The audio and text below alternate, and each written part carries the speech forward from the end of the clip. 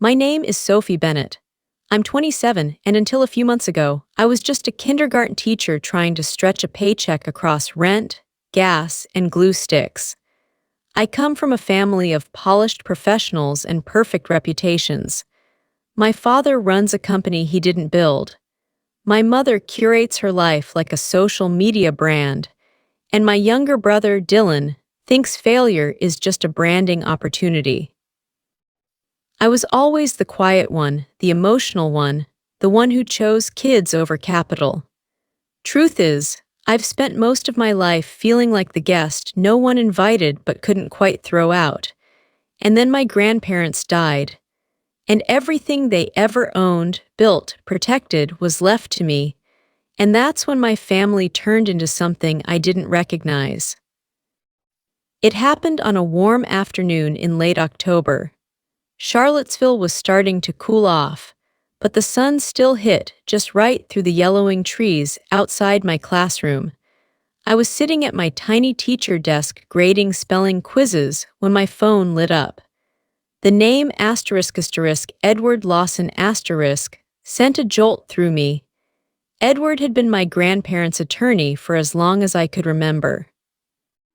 He came over for holidays sometimes, always brought Eleanor her favorite lemon scones from that overpriced bakery on West Main. The last time I saw him, we'd been laughing over iced tea on the porch, the air full of honeysuckle and crickets. I let the call go to voicemail. I wasn't ready to talk to anyone. I wasn't even ready to admit they were gone. But that night, sitting in my cramped apartment with a takeout container half-eaten on the coffee table and their obituary still open in a browser tab, I finally played the message.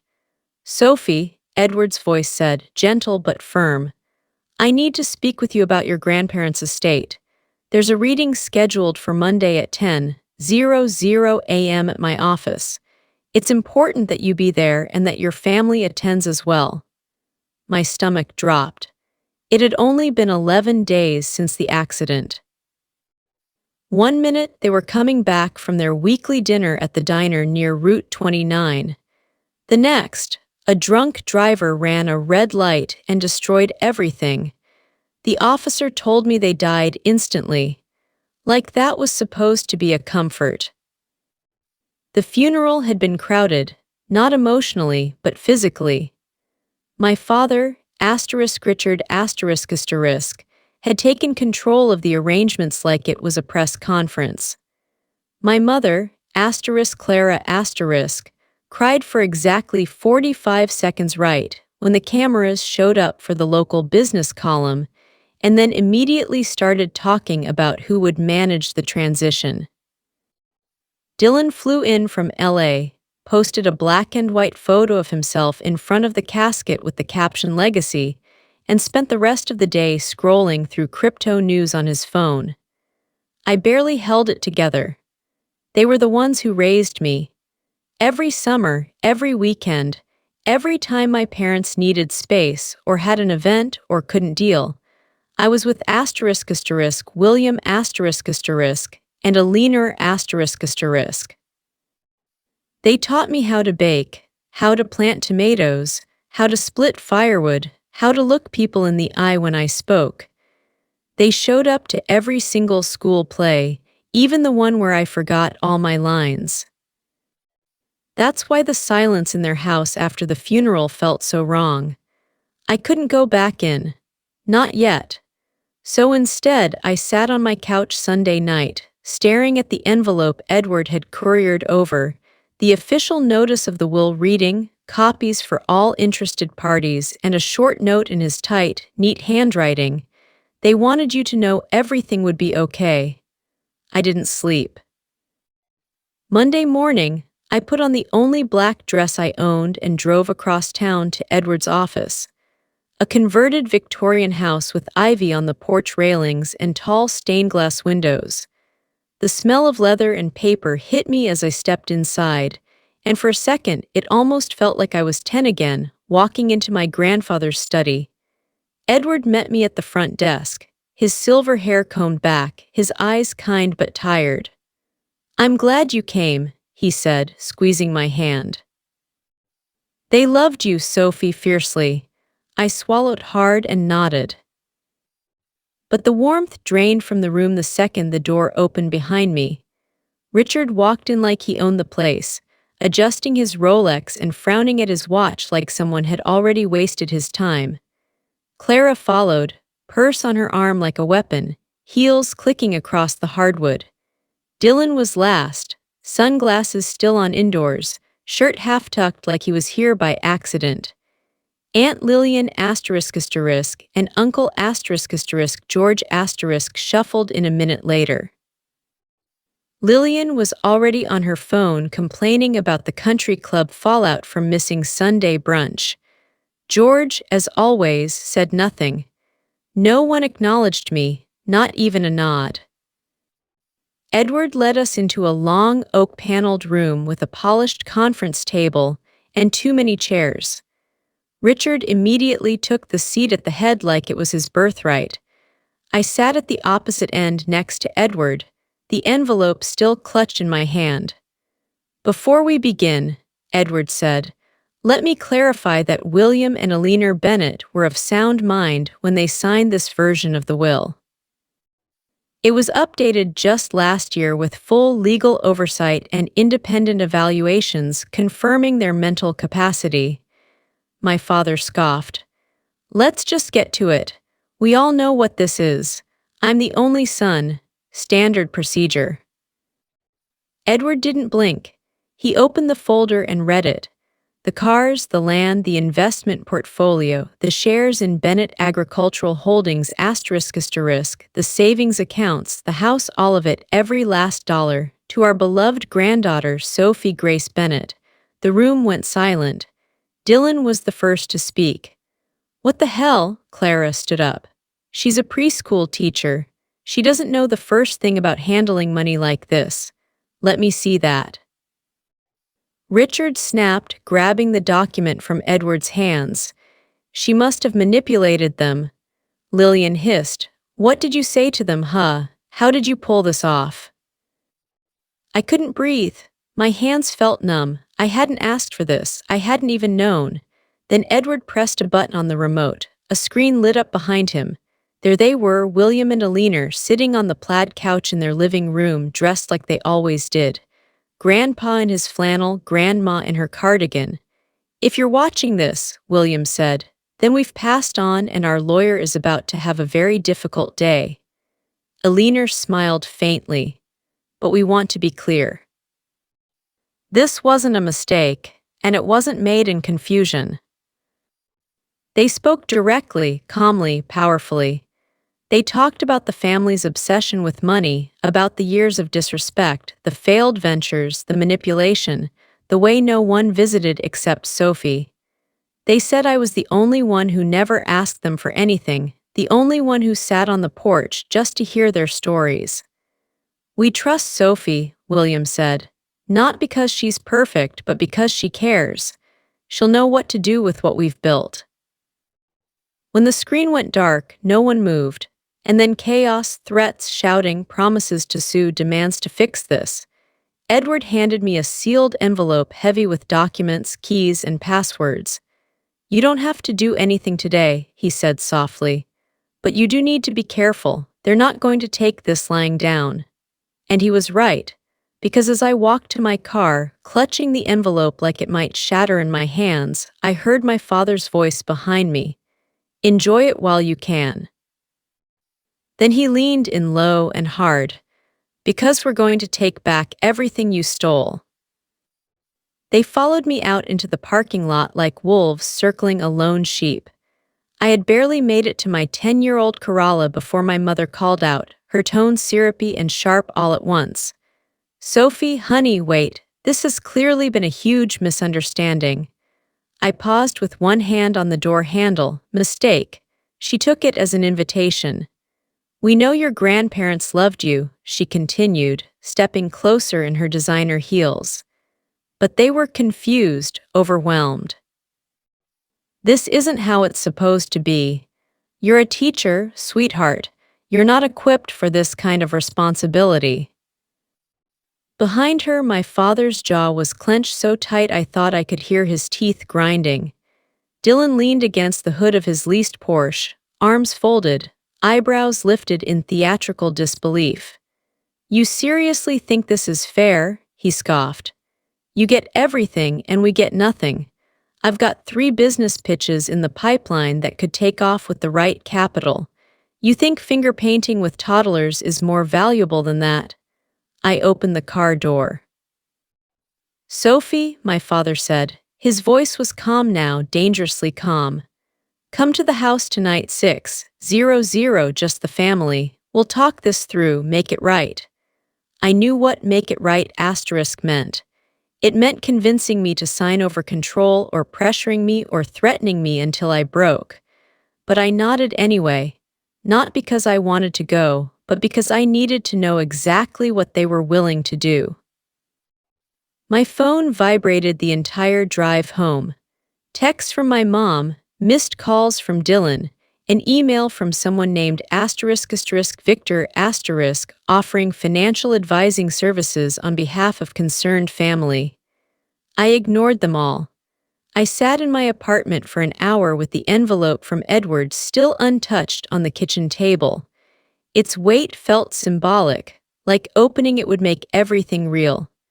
I finally tore it open.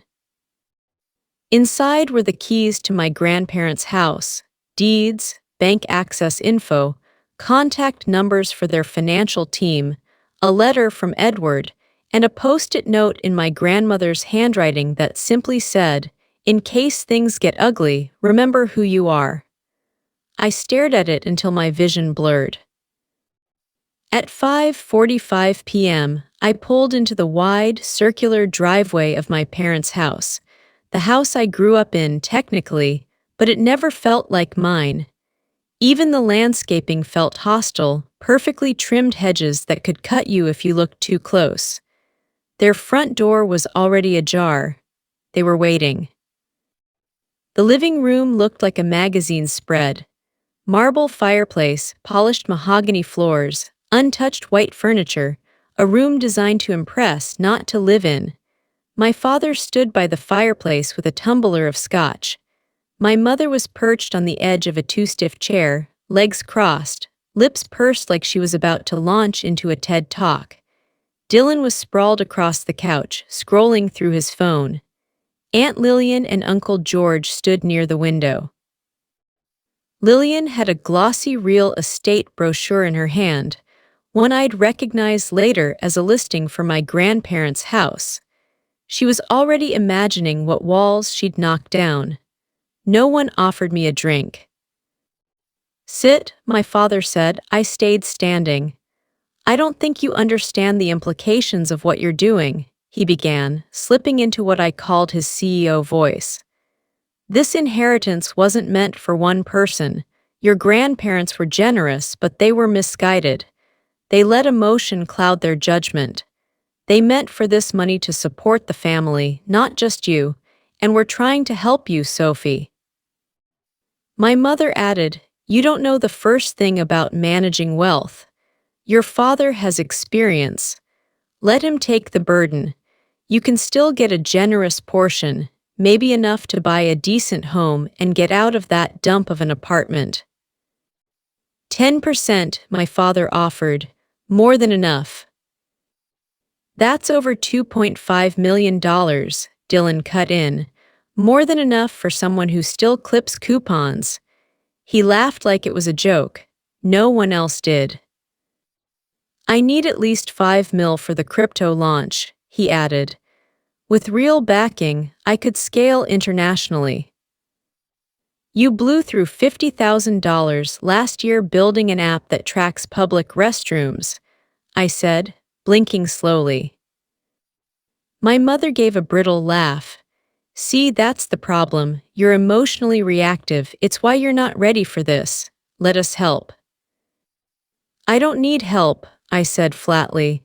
"I need you to respect what they decided." There was a beat of silence. Then my father slammed his glass down on the side table. "This is not a request." He pulled out a document from a leather folder and placed it on the coffee table. It was 2 pages long. The legalese boiled down to one thing: I relinquished control of the estate in exchange for a portion to be determined later by him. No percentages, no protections, just a surrender. Aunt Lillian leaned over and said, "We've already put in an offer on the house.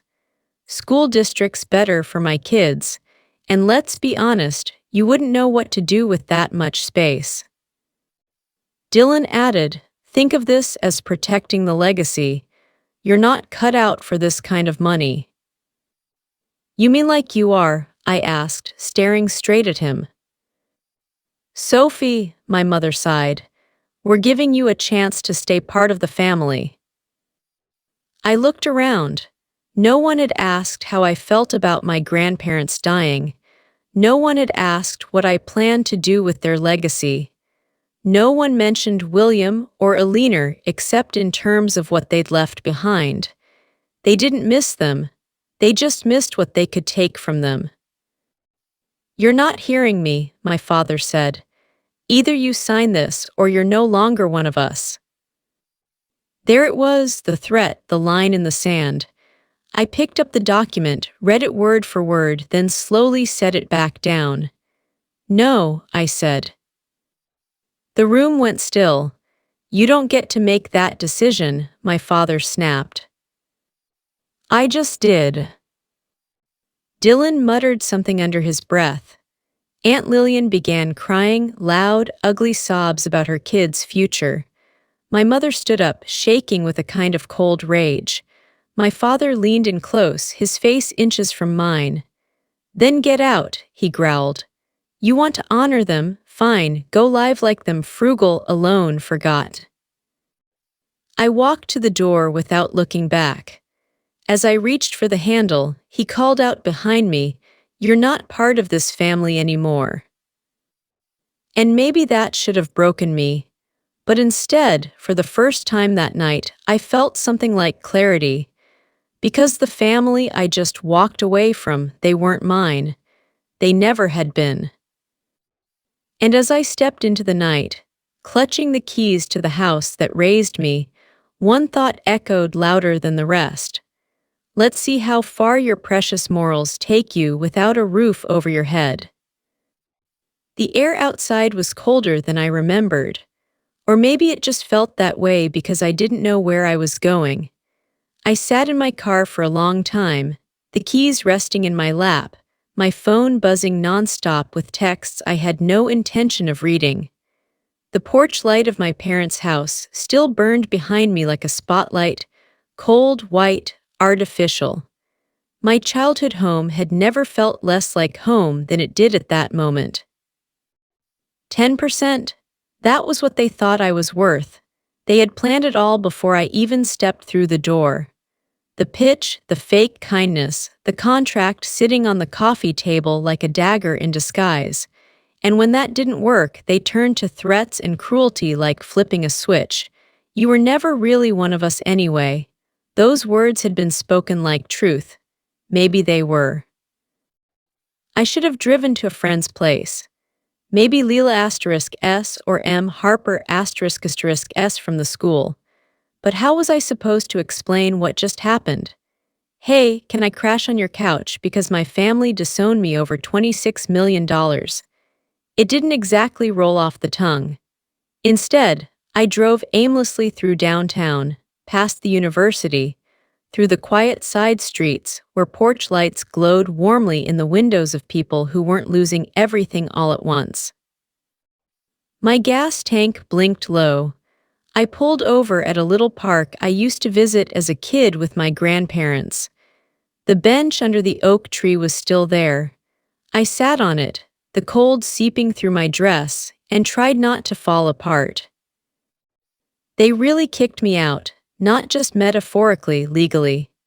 My apartment, I now understood, was part of a property management firm owned by my father through a shell company. When I first signed the lease, I was 23 and broke, and he had offered to help. "Just a name on the lease," he said. Now I realized it was a trap, one I'd walked into willingly. When I finally checked my phone, there it was, a termination notice. You have 30 minutes to collect essentials, the message read, or the locks will be changed in the morning. I drove straight there. The building looked the same.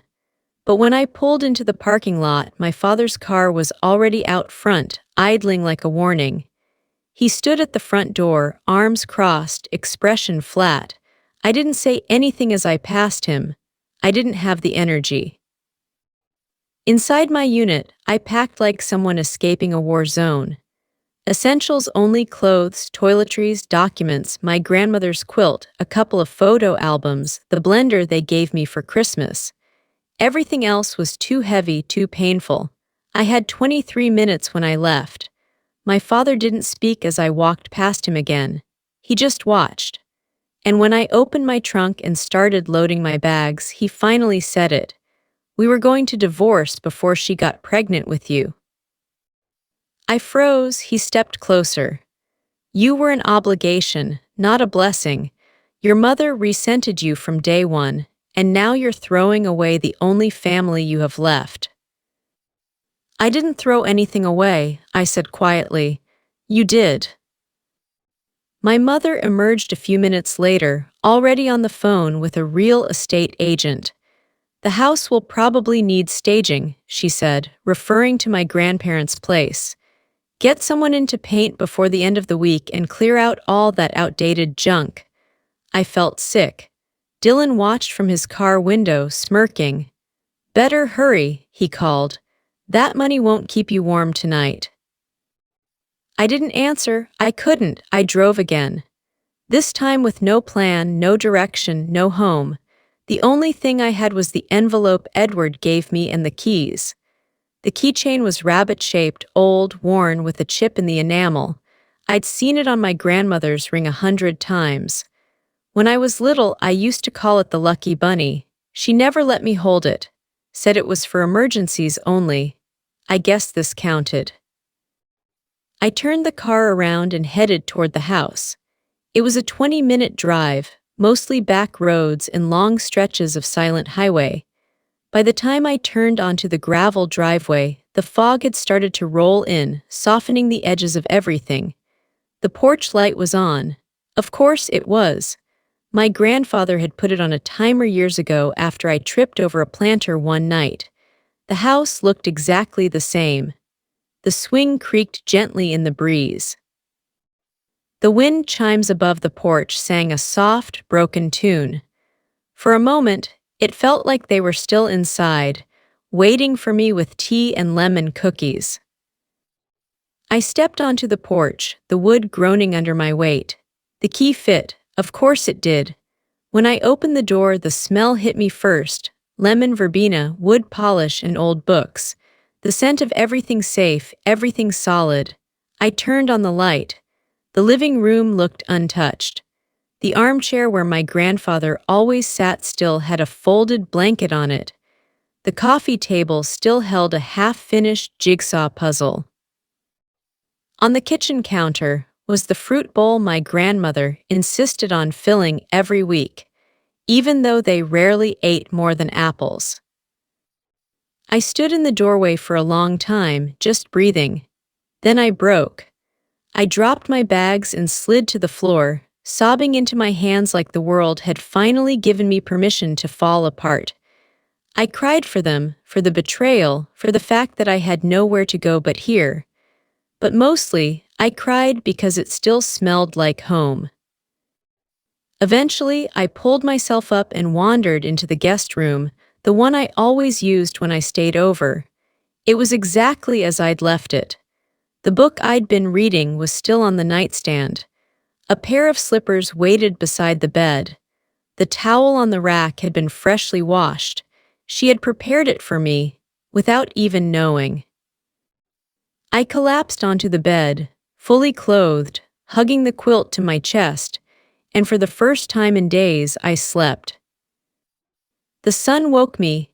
I sat up slowly, disoriented, and walked downstairs to make coffee. My hands knew where everything was: the mugs, the filters, the sugar. My grandmother's rhythms were still alive in my muscle memory.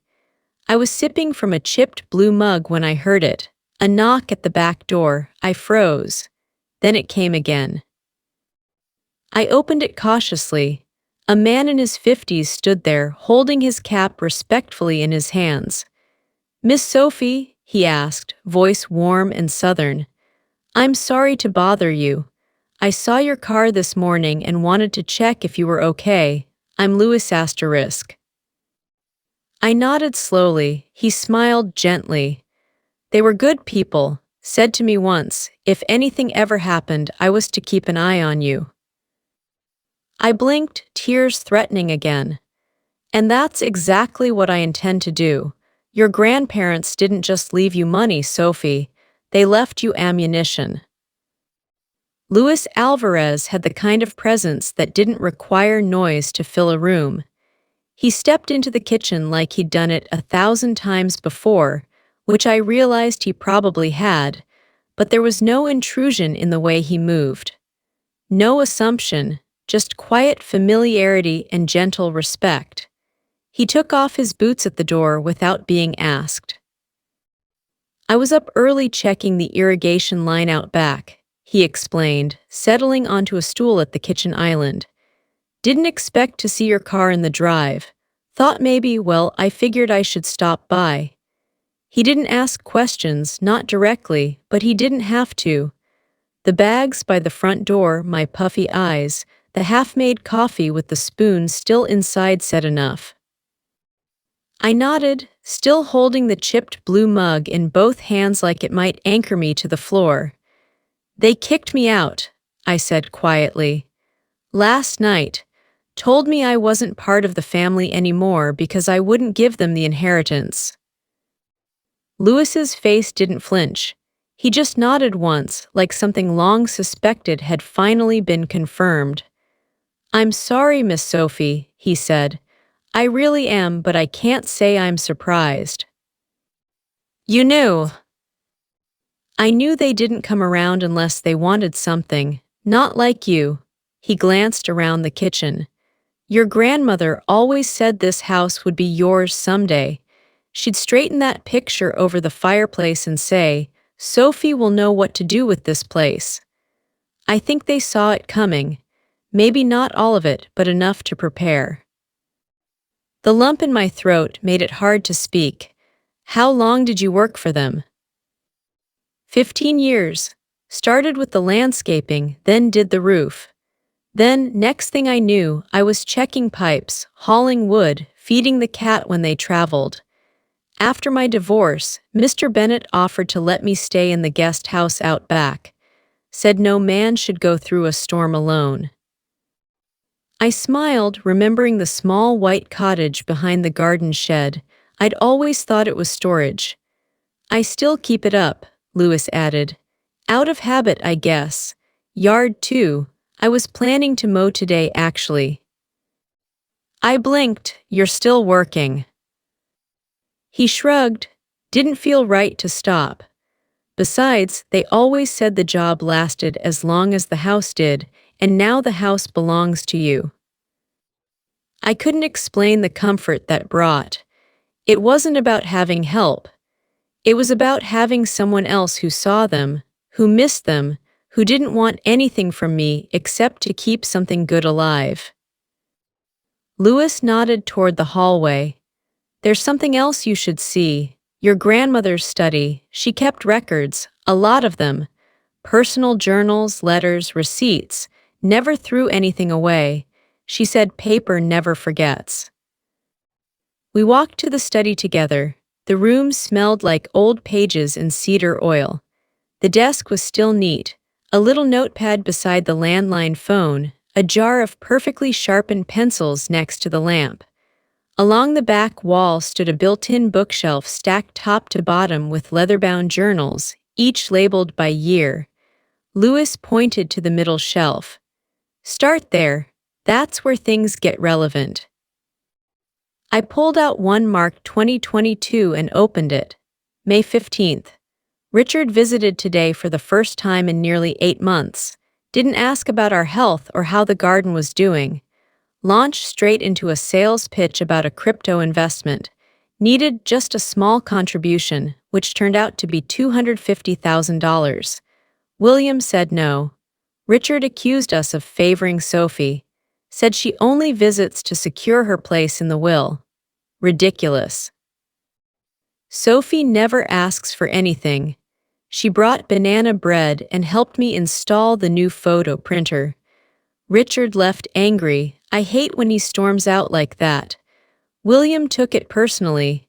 I told him, we're not responsible for how our children turned out. I set the journal down. My fingers trembled slightly. Louis rested a hand on the bookshelf. There's more, lots more. That woman documented everything. Sometimes she'd even record little videos for herself on that old laptop upstairs. If anyone ever questioned her judgment, well, the answers are in here. I took a deep breath. This could help if they try to challenge the will. They already have, came a voice from the doorway.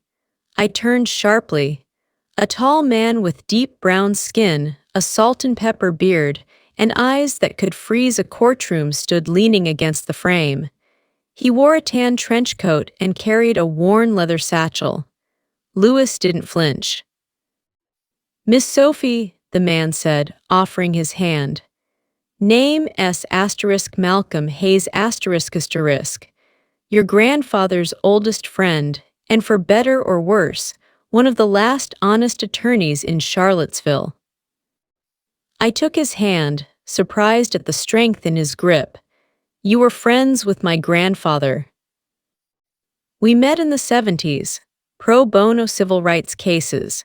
He supplied trucks to help people relocate after housing disputes. He never wanted credit for it, just wanted to help. He stepped further into the room and set his satchel down beside the desk.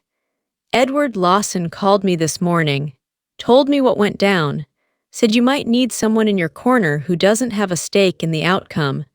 You're facing more than just angry relatives, Miss Sophie. You're facing people who have built their entire identity around what they thought they were entitled to. I sat down slowly in the chair behind the desk. I don't know what to do next. You don't have to know yet, Malcolm said, but you need to understand what you're up against. They're not going to back off. And if I know Richard, and unfortunately I do, he's already shopping around for a lawyer to contest the will. He said he would, I said. At the lawyer's office, he said I stole what was his. Malcolm raised an eyebrow. Ironic, considering what's in those journals. Louis cleared his throat. There's more too. I didn't want to bring it up yesterday, but after the funeral, your father and Dylan came here, said they needed to secure the property. They took watches, jewelry, electronics, stuff your grandparents kept in the bedroom safe. My chest tightened. They stole from them after they were gone. I've got it all on the security footage, Louis said. Mr. Bennett had me upgrade the system last year, said he didn't trust the one Richard had installed. Too many blind spots.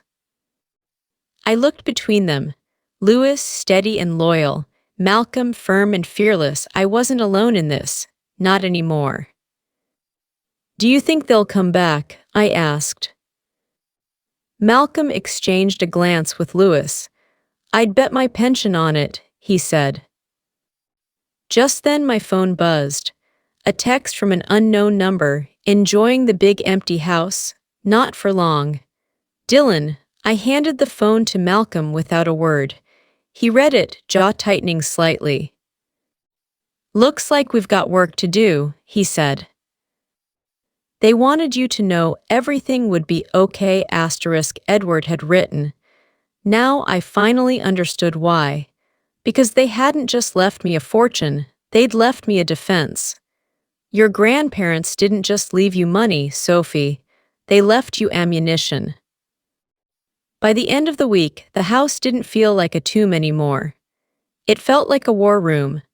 Stacks of journals were labeled and tagged. Lewis had pulled the security footage off the house server and backed it up onto 3 separate drives, one with me, one with Malcolm, and one hidden in a cookie tin under the sink, just in case. Malcolm spent most pacing the study, muttering to himself as he built a wall of evidence. Financial ledgers, email threads, copies of old texts, voice memos my grandmother had recorded on her iPad. She'd left breadcrumbs everywhere. "My God," he said one night, tossing down a folder. "Your grandmother could have dismantled a corporation with this stuff." I smiled. She basically did. "Yeah," he grunted, "and now we're going to finish the job." We weren't alone in this anymore. Word had started to spread, quietly, cautiously.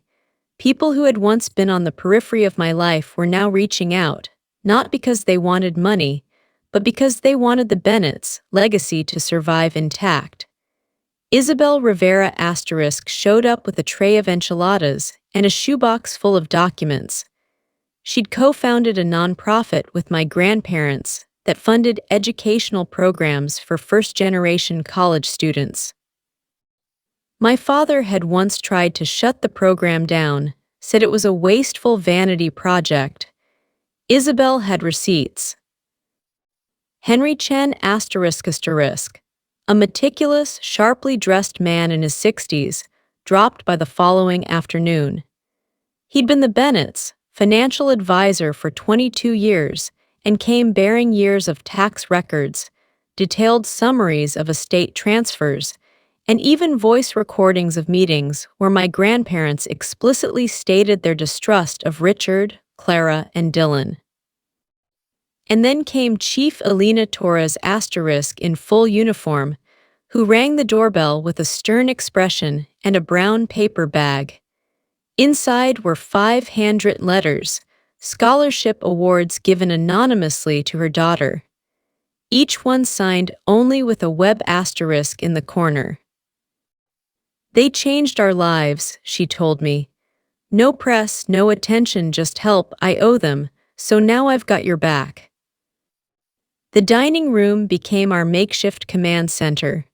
Papers layered every surface. Notes scribbled on yellow legal pads were taped across the wall like puzzle pieces. I was learning fast contracts, power of attorney, probate law. I wasn't fluent yet, but I was dangerous enough to know when someone was trying to screw me over. Meanwhile, the attacks came steadily. Emails from a law firm claiming to represent Dylan, demanding an immediate mediation or threatening to file suit for undue influence. An anonymous call warning that real estate inspectors might be coming to assess the property code, someone trying to get into the house. Lewis installed a second lock on every door and repositioned the cameras. I didn't leave the house much. Not out of fear, exactly. More like focus. Like if I stepped away even for a second, something would unravel. Malcolm was impressed. "You're not who you were 2 weeks ago," he said one night, glancing over at me as I highlighted more journal entries. "You're holding your own." "I don't have a choice." He leaned back in the chair. "That's the thing, Sophie, you do. You could have taken their deal, walked away with a few million and let them rot. Most people would have, but you didn't. You stayed. You fought. You're your grandfather's granddaughter." I didn't respond, just swallowed the lump in my throat and kept reading. That night, I lay awake staring at the ceiling, remembering something a leaner once said, "You can't reason with a storm. You just have to be ready when it hits." The storm hit the next morning. At exactly 10:03 a.m., a loud knock shook the front door. Lewis answered it, but I was already on my feet, heart pounding. Standing on the porch were Richard, Clara, Dylan, Aunt Lillian, and Uncle George. All of them dressed in full concerned family mode, pressed clothes, fake smiles, dead eyes. Dylan held a large envelope in his hand. "We're here to negotiate," he said. "You're not welcome here," I replied. "Doesn't matter," my father said, brushing past Lewis like he owned the air. "You've ignored every attempt to resolve this quietly, so now we're resolving it loud." They flooded into the living room without permission. Malcolm stood from his seat at the dining table and crossed his arms. "Don't get too comfortable," he said. "This won't take long." My mother perched on the edge of the couch. "Sophie, sweetheart, we know this is overwhelming. You're under a lot of pressure. We all just want to get back to normal." "You mean back to you controlling everything?" I asked. Richard tossed the envelope onto the coffee table. "That's a court summons. Dylan's filing a petition to contest the will. Claims of undue influence, mental decline, and fraudulent manipulation." Dylan smirked like he'd already won. "Can't wait to see the judge's face when we explain how you twisted two old people into giving you everything." "Funny," I said. "Because we have hours of video, journal entries, signed documents, and live witnesses that show exactly how mentally sharp they were, and exactly how many times they refused to give you money." Lillian stood up, voice rising. "This isn't about money, it's about fairness. We're family." "You're family when it's convenient," I said. "The rest of the time, I'm just the quiet girl you dump your kids on or use for a photo op. I was here. I took care of them. I loved them." Clara crossed her arms. "Then honor them by keeping the peace." I shook my head. "I'm honoring them by protecting what they built." That's when Malcolm stepped forward. He placed a laptop on the table and pressed play. The screen lit up with a recording. My grandfather's voice came through, clear and steady. "If they ever challenge the will, show this. I know how they'll twist things. But let the record show. We were of sound mind, fully aware, and we left everything to Sophie because she's the only one who never asked us for anything." The room went silent. Then another clip, my grandmother this time. "If they threaten her, hurt her, try to discredit her, know that we saw it coming, and we've documented everything, every visit, every request, every manipulation. Sophie, baby, if you're watching this, don't let them break you." Lillian collapsed back onto the couch. Dylan turned pale. Clara looked like she'd swallowed glass. "You can keep pushing this," Malcolm said. "But I promise you, none of you will walk away clean. We have the receipts. We have the motive, and we have the moral high ground." Richard was still for a long time. Then he stood up, slow and stiff. "This isn't over," he said. Malcolm nodded. "Oh, it's over. You just don't know it yet." They filed out one by one. Lillian crying, Dylan silent, Clara glaring, George still hadn't spoken a word. At the doorway, Richard turned back and locked eyes with me. "You don't know what you've started." "Yes," I said, "I do." The door shut behind them. For a long time, no one moved. Then Malcolm looked at me, a slow grin spreading across his face. "You just made them blink." I exhaled. For the first time in days, I didn't feel like I was drowning. I felt like I was winning. Let them come, I thought. Making them blink would feel like the end of the war. It was. It was the end of the ceasefire. 3 days after the confrontation, I was served again. This time, it wasn't just Dylan's laughable petition. It was a coordinated attack. My father and mother jointly filed a claim of undue influence, citing patterned psychological manipulation, while Aunt Lillian threw in a motion alleging emotional coercion on behalf of her aging parents. They were going all in, and they weren't alone anymore. News broke on a local real estate blog. Heirs to Bennett estate face legal firestorm from own family *. The article used a grainy photo of me from high school and quoted sources close to the family, suggesting my grandparents had been pressured into changing their will. Malcolm slammed his mug down so hard it cracked. "They're painting you as some scheming caretaker," he growled. "The kind of girl who brings soup and steals signatures." I wasn't surprised. This wasn't about facts. It was about image, power, reputation. They'd realized they couldn't beat me legally, so they were going to try publicly. Lewis started sleeping in the guest house full-time. He installed motion detectors along the fence and upgraded the locks again. "No more surprises," he said. "We lock it down." But it wasn't the house I was worried about. It was the school. The morning after the article ran, I showed up to find my classroom door locked and the principal waiting. "Sophie," she said, voice tight, "can we talk?" The HR rep was already seated in her office, a file folder open in front of her. "We've received some concerning inquiries," the principal said, trying to sound gentle. "Some parents are worried about the publicity. Your name, it's trending, not in a good way. They think I stole from my own grandparents. They think there's an investigation. They think there's a lawsuit, and technically, there is." I felt my stomach drop. "Are you firing me?" "No," she said. "We're placing you on unpaid leave pending resolution." Unpaid. Effective immediately. I packed up my things in silence. The classroom was empty, my students were at recess. Thank God. On my way out, I passed a parent I recognized, Mrs. Langley ***. She gave me a tight, awkward smile and looked away quickly, pretending to check her phone. Her daughter had drawn me a picture last week.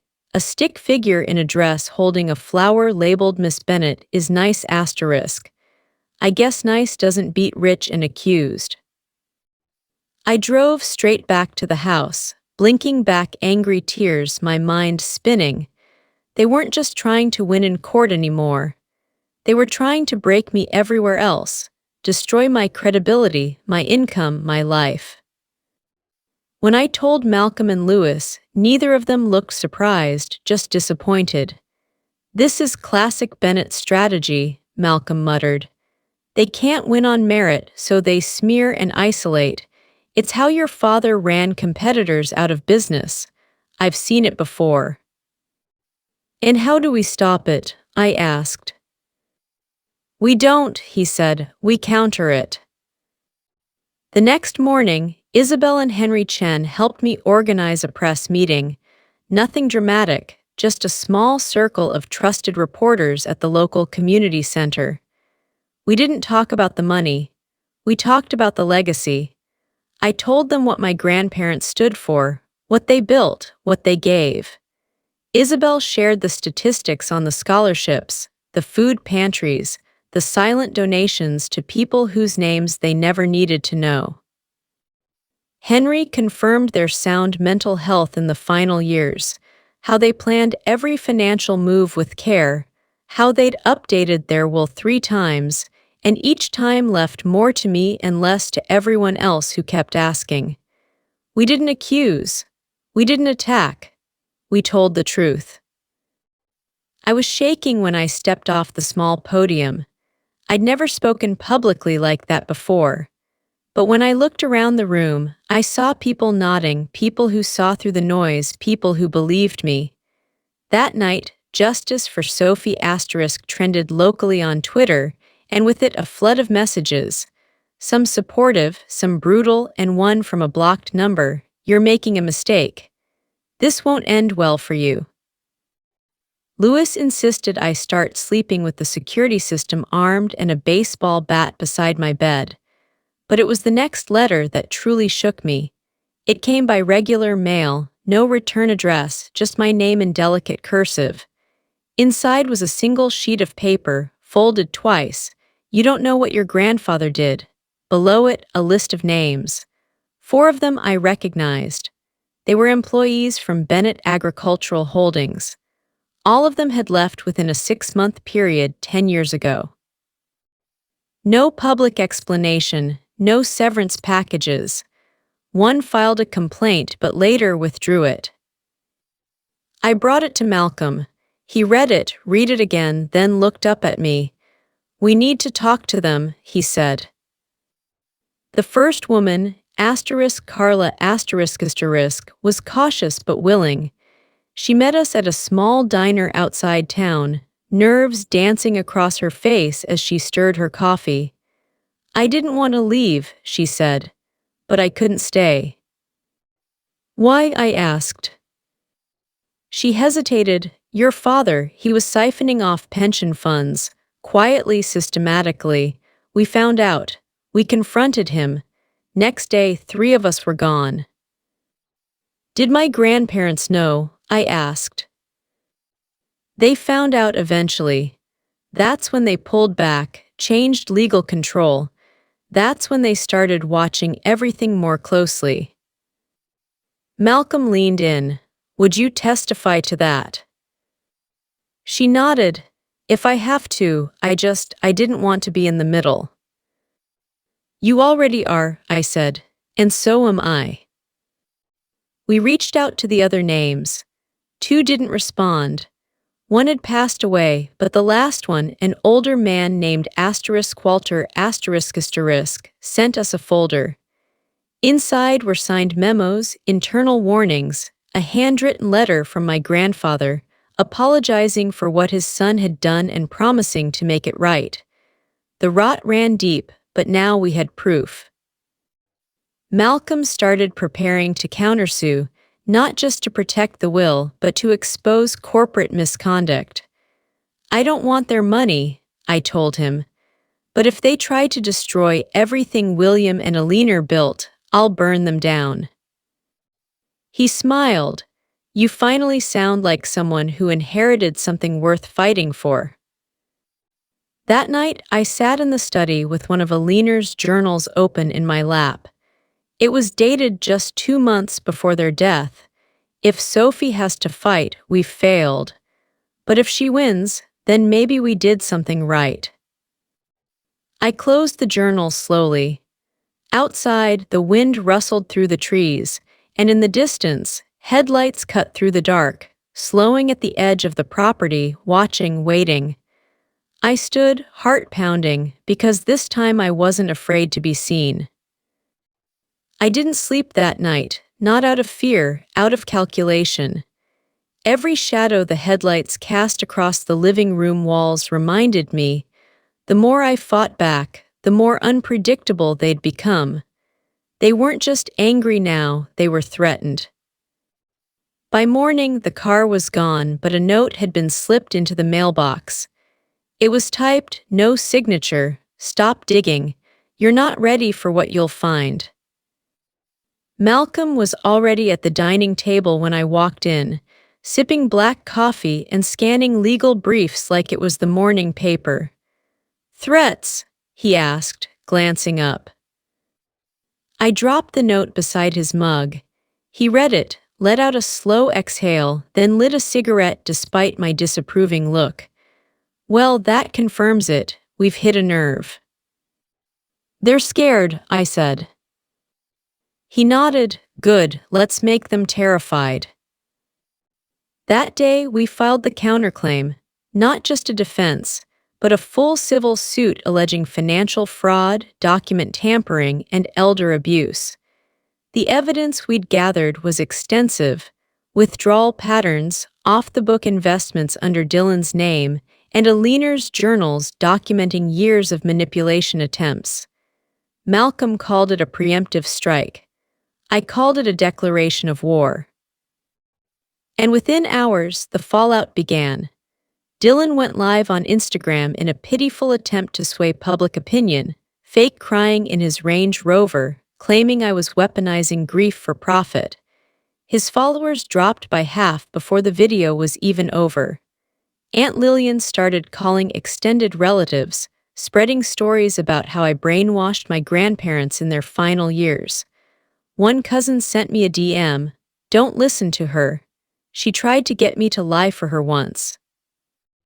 But the biggest shift came from within their own camp. A junior accountant from Bennett Agricultural Holdings, Mateo Lopez reached out anonymously. He'd seen the article, the lawsuits, the smear campaigns. He had receipts. Malcolm arranged a private meeting in a church parking lot. The kid couldn't have been more than 26, nervous as hell, clutching a thumb drive like it was a live grenade.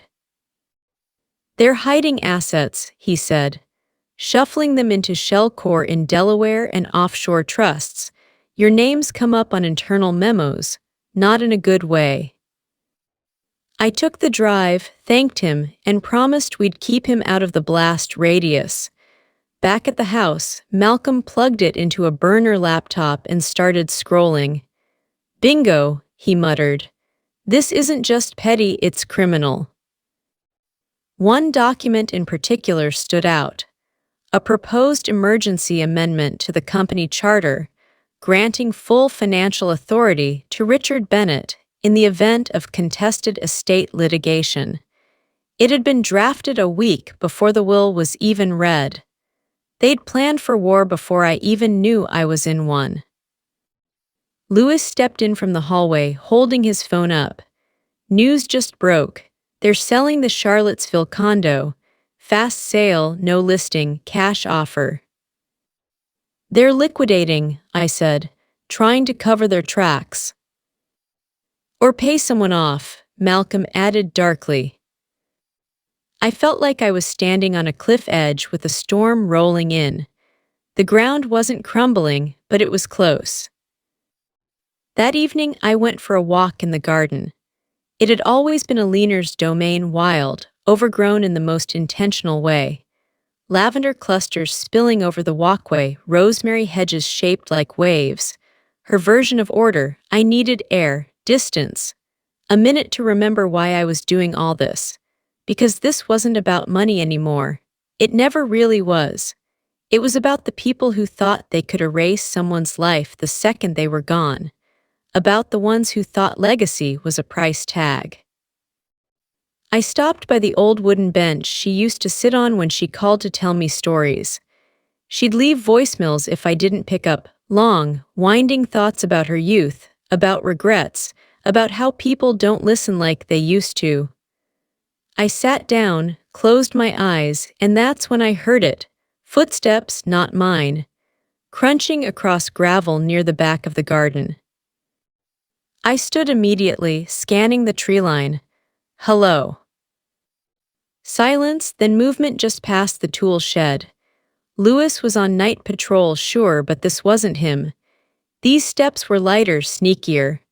I grabbed the flashlight from the post and jogged toward the sound.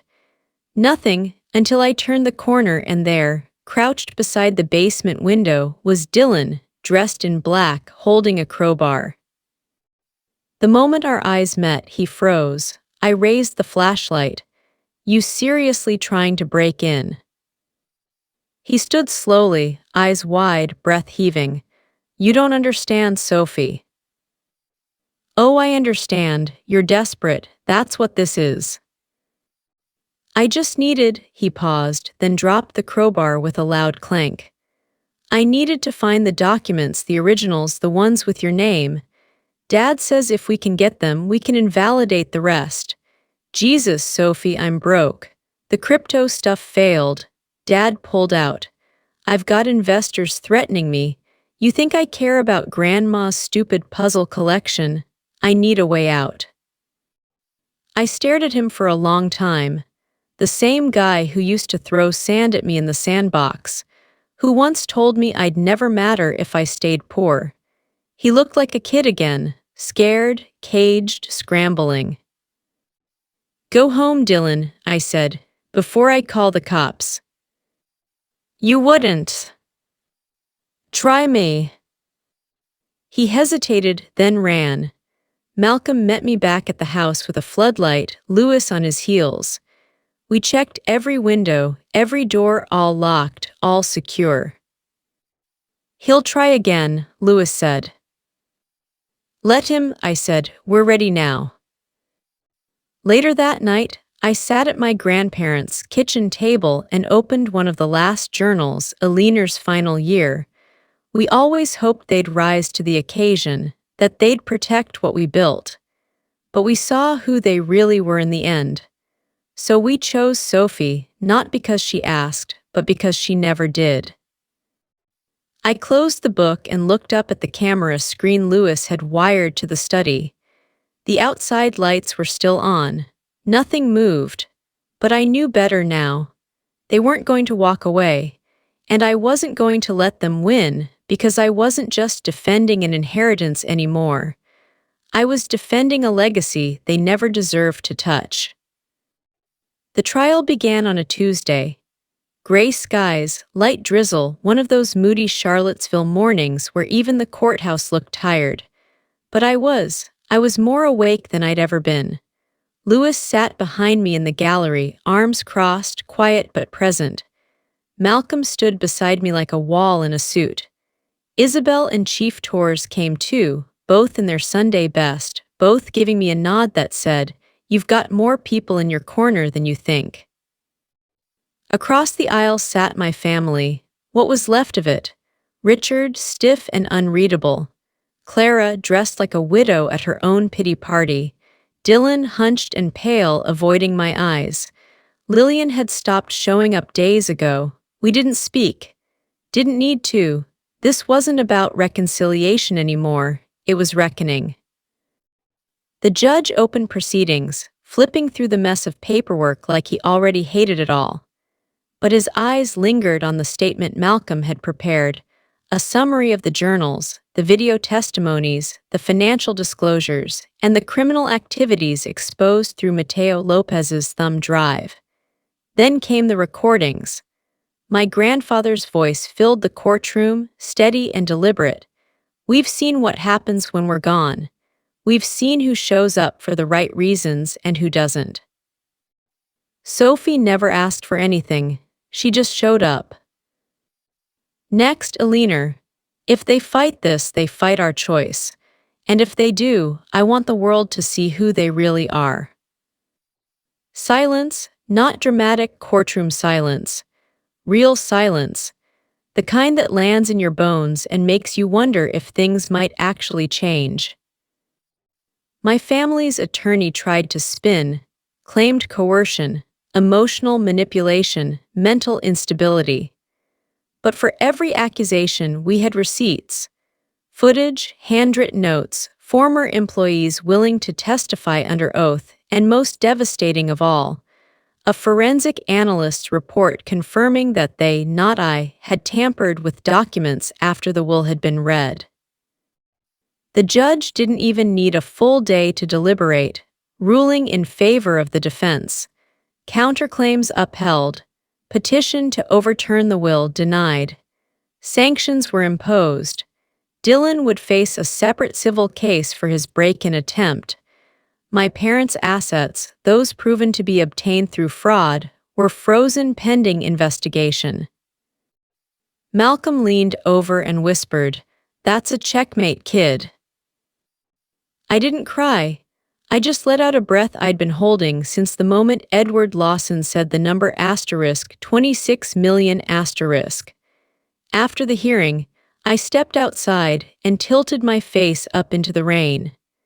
No headlines, no reporters, just the cool sting of water on skin like the sky was pressing restart. Isabel hugged me on the steps, whispering, "They'd be proud of you, you know." I smiled. "Oh, I hope so." Chief Torres handed me a small folded piece of paper. Something Aliner gave me years ago, said to wait for the right moment. I opened it later that night, sitting at the kitchen table with a cup of her old chamomile tea. It said, "Don't let the house make you small. It was always meant to expand you." The weeks that followed were quiet. Not peace and flowers quiet, just quiet. No lawsuits, no threats, no late-night headlights in the driveway. I returned to teaching, not full-time but enough. The school reinstated me after the ruling, And while some parents still looked at me sideways, the kids never did. They ran into my arms the first day I came back like nothing had changed. I used part of the inheritance to create the *Bennett Fellowship annual scholarships for students from under-resourced families who wanted to become educators. Eleanor would have liked that. I donated the rest of the funds earmarked for Dylan and the others to programs they'd tried to kill: arts funding, food access, single-parent aid. Let them feel what real legacy looked like. I renovated the guest house for Lewis, turned it into a permanent home for him and his teenage son, Gabriel *, who moved in later that fall. Gabriel started working part-time at the local hardware store and talked about becoming an architect. The garden bloomed again, and so did I. One morning, I stood at the edge of the lavender rose, watching the bees dart between stems, and thought, I'm not waiting for the other shoe to drop anymore. It already did, and I'm still here. Months passed, seasons shifted, the air turned colder, and one afternoon, as golden leaves gathered on the porch steps, I received a letter, handwritten, long, neat cursive from my father. It wasn't an apology. It wasn't even forgiveness. Just 4 lines. I still don't agree with the choice they made, but I see now why they made it. You were never the weak one, Sophie. You were just the one we underestimated. No return address. I didn't write back. Some doors stay closed for a reason. People like to think inheritance is about money. It's not. It's about truth, about who we choose to be when the people who shaped us are gone. Some people inherit wealth. Some people inherit land. I inherited a mess and a blueprint. A family name tarnished by greed, yes, but also 2 souls who chose better, who saw me not for what I lacked, but for what I held onto when everything else cracked. Kindness, integrity, fire. This house, this land, this life, it isn't a trophy, it's a torch, and I'll keep carrying it. One last entry from Eleanor's journal. Sophie was never meant to carry our weight, but she carries it anyway. And somehow, she's turning it into something lighter. I stood at the back porch that night, stars flickering overhead, the swing swaying gently behind me. I didn't feel rich. I didn't feel victorious. I just felt grounded, whole. And for the first time, I said it out loud, softly like a prayer. I am my grandparents' granddaughter, and that means